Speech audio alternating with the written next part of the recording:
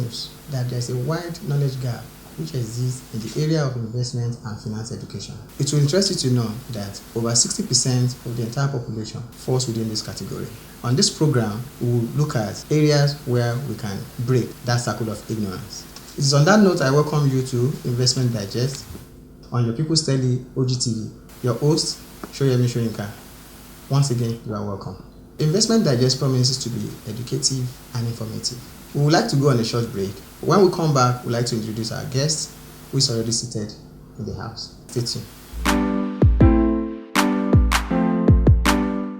Welcome back. This is still Investment Digest. So I have in the house a finance expert, a wealth manager of over 15 years in the wealth management business. She is the managing director of Codros Asset Management Limited. Please welcome Mrs. Monica da Silva. Thank you. Thank you, Mr. Soyinka. Once again, you are welcome. Thank you very much. So today we'll be looking at the culture of investment and savings. So can you tell us what is investment and what is savings? So we understand in the Nigerian climate that many people or many of our citizens usually mix up both concepts. But the concept for savings, for example, deals majorly with you putting money, emergency monies away. You have those kind of funds that will sit in your savings account in the bank. But on the investment side, investment is usually geared towards a particular purpose. It's geared for projects, it's geared for long-term holding. So you want to be able to look forward to something in another 1 year, 2 years, 3 years. Yes, those kind of funds typically should go into an investment bucket. But something short-termish, day-to-day runnings for the home, for your use, will typically sit in a savings account. So why should people invest, if I may ask? So investment would always help you have a good grasp over inflation. You don't want to be able to have funds sit in your savings account earning way below the inflation rate, thereby giving you negative return at the end of the day.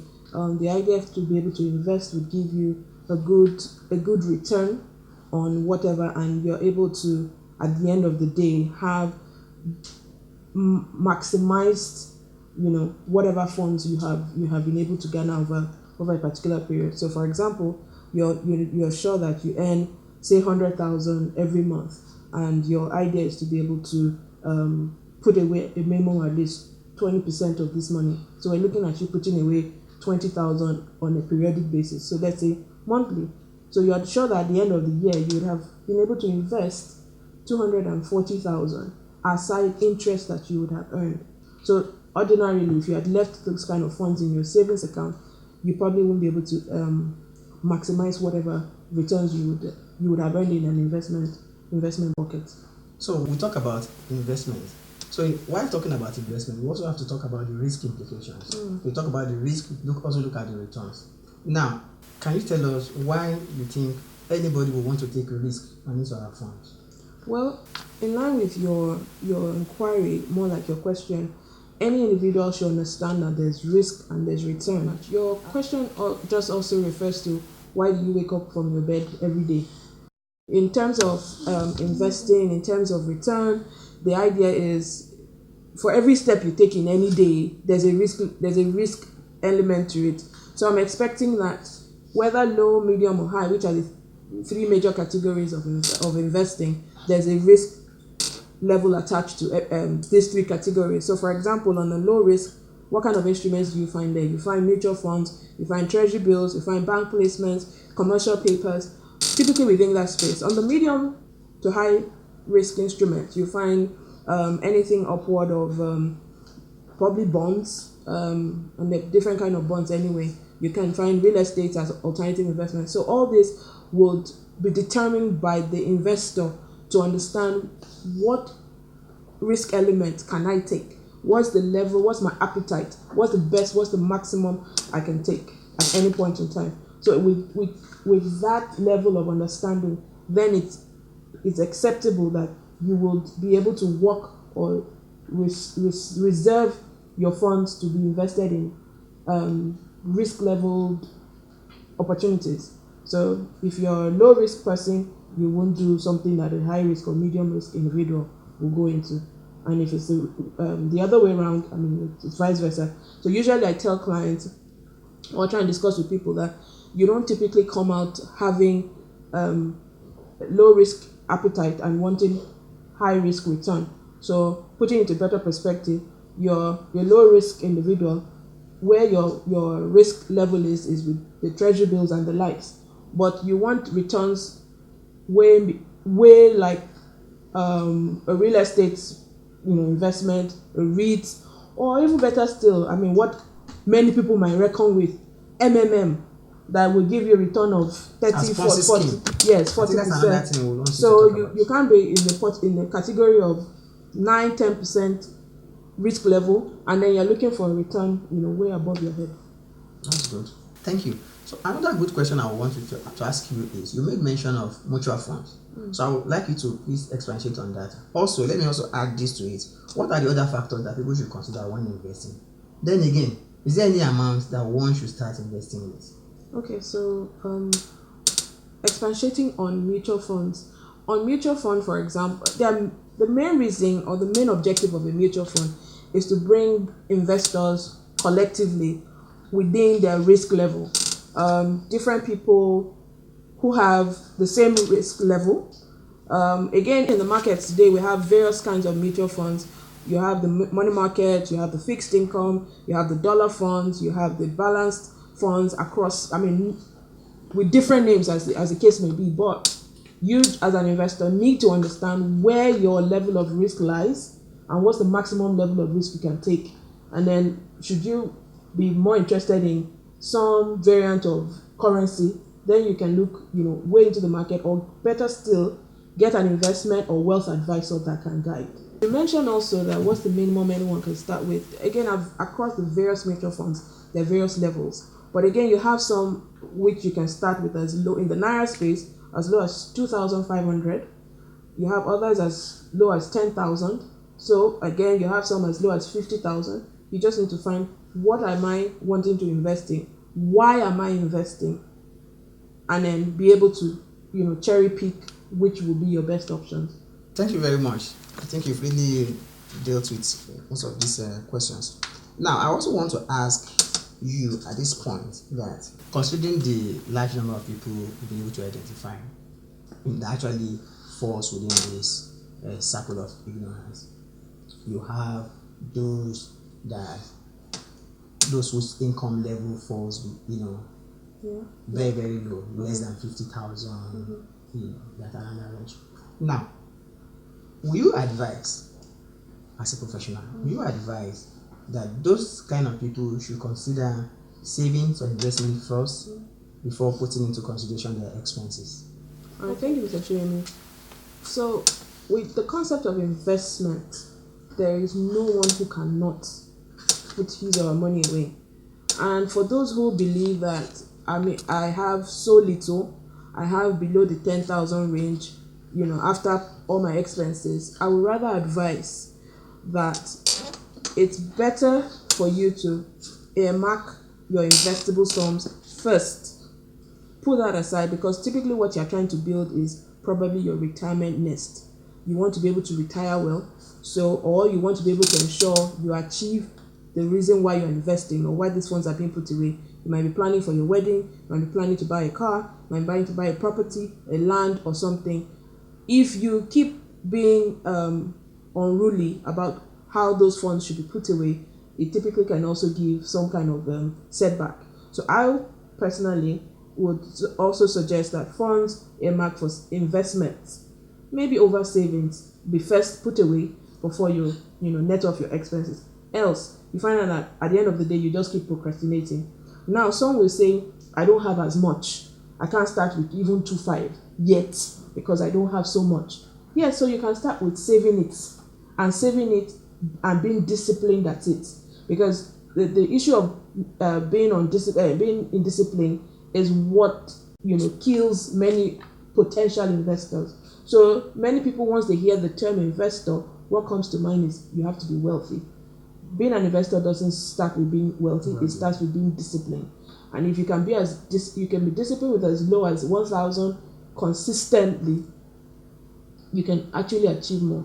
I usually use a very, very typical example in some of my presentations. And I tell individuals, if you're able to sow a seed of 5 million, right, over a period of 35 years, consistently investing or adding 100,000 every month for that 35 years at an average interest rate of 11.5, you're going to end up at almost 800 million, and that's good retirement. So this will speak to early investors, people who are still in their early 20s, late 20s, who want to be very, very disciplined. This will speak to you, because by the time you're landing at retirement, you can have a very, very fantastic life. Thank you very much for your responses. It's been very, very insightful, and that's what exactly what we intend to achieve on this program. So at this junction, we'd like to go to the streets. Let's hear the feel. Let's hear what people have to say about this topic. We'll be right back immediately after this. Stay tuned.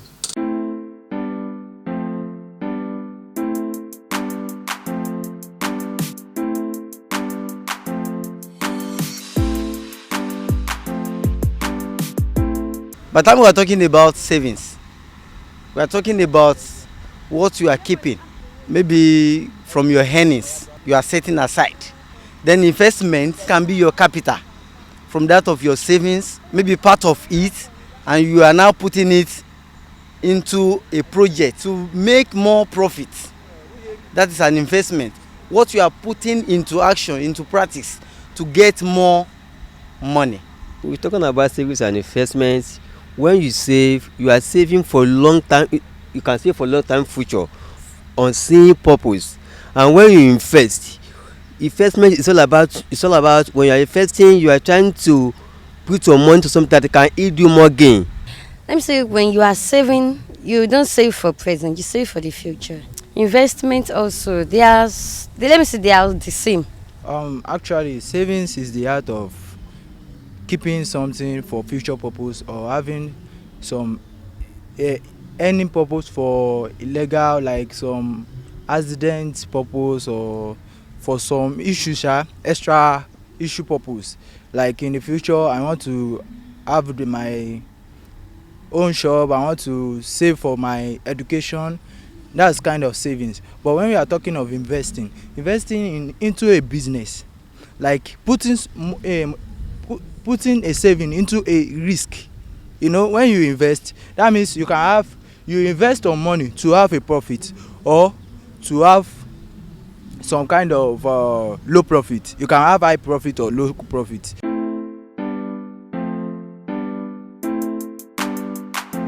Yes, there is. When you are saving, you are only saving, putting something aside. In that case, there may not be any interest on it. But if you are investing, surely you are expecting additional return on your investment. Actually, there's a difference, little difference. We are talking about savings.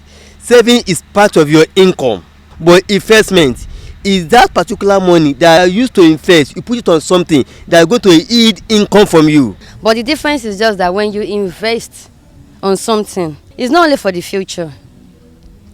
It depends on the kind of investment you're doing.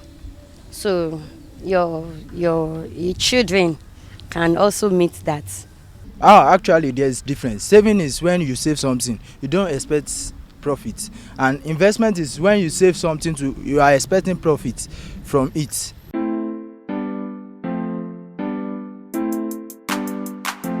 I've been hearing about mutual fund investment, but I've not really gotten much information about them. But to my understanding, I thought maybe it's an insurance company. Okay, mutual fund investment is just a body, an organization that come together to put that in so that people come and invest. Mutual fund? No. Mutual, actually, I've not heard the word. I've not heard that before.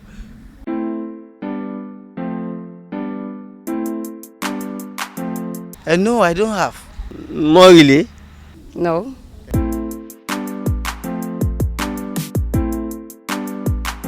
Welcome back. This is still Investment Digest.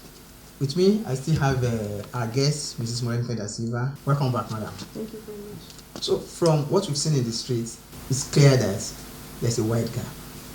People don't really understand what investment is.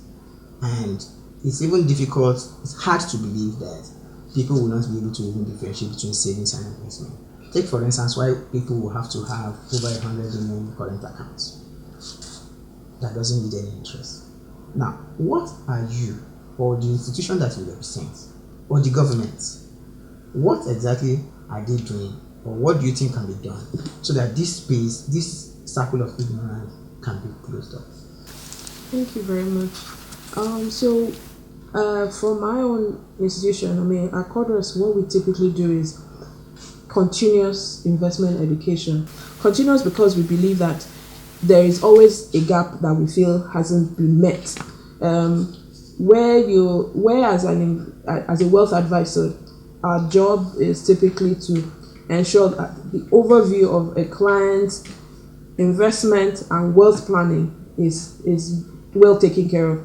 So, to your example of a client who may have 100 million in his current account and doing nothing, is either the person hasn't probably met, or even 50,000 in current account. Okay, so let's even speak with 50,000, which would resonate much more with the men or the people on the street. 50,000 naira sitting in your bank account. What is he earning? Is it current? Is it savings? Either way, you're living below the current inflation rate, because a typical savings account return will be given about 2 to 3%. And the unfortunate thing is, for every time you make a withdrawal, maximum of up to 3 times on your savings account, you lose interest. So why would you have to leave funds sitting in your savings account or even in your current account that have no immediate use for?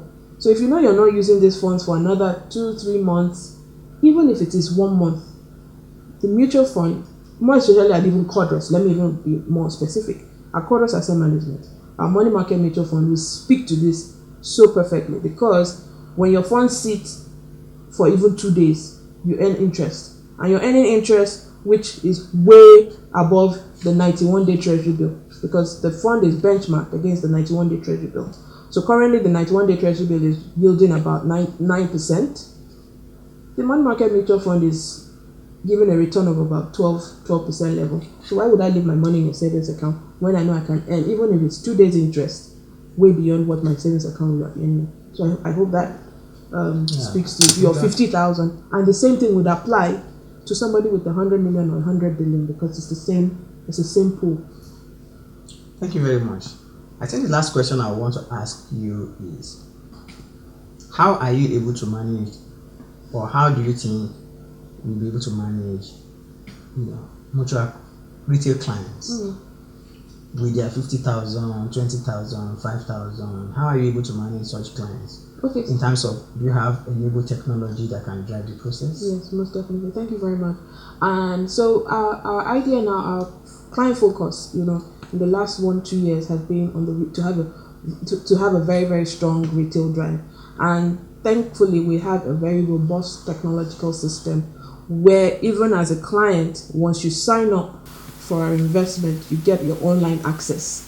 So you can monitor your investment yourself, you can top up, you can redeem online, which is you liquidating your funds within stipulated period. So technically anywhere between 24 to 48 hours, your funds are credited to you. If you're doing a redemption, if you want to top up, you send us, once you notify us, we would even from our own end get bank notifications and acknowledge your fund. So no matter how small, your 2,005, your 5,000, your 10 million, your 1 billion matters to us, because without you, there can be no us. So our idea is, no matter how little your funds are for investments, or you think you want to start with saving, our tools in the office at Cordros Asset Management would help, onboard you first as a client, and then help you manage your funds, a whole lot better.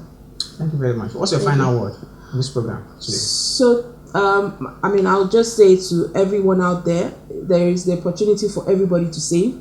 There is an opportunity for everybody to become an investor. When you hear the term investment, it doesn't speak to just the high net worth. everybody with as little as 1,500, 2,000 can also invest. Thank you. Thank you very much. Thank you very I think much. it's very insightful. Thank you Thanks for for coming, and I having- hope you will turn on again when next we invite you. No problem. Thank you very I'll much. obviously hear. So the program still is Investment Digest. It's been wonderful for today, and our take home is always remember that your investment should be taken immediately after your income. It should not be a function of what is left after your spending. From all of us, it's bye for now.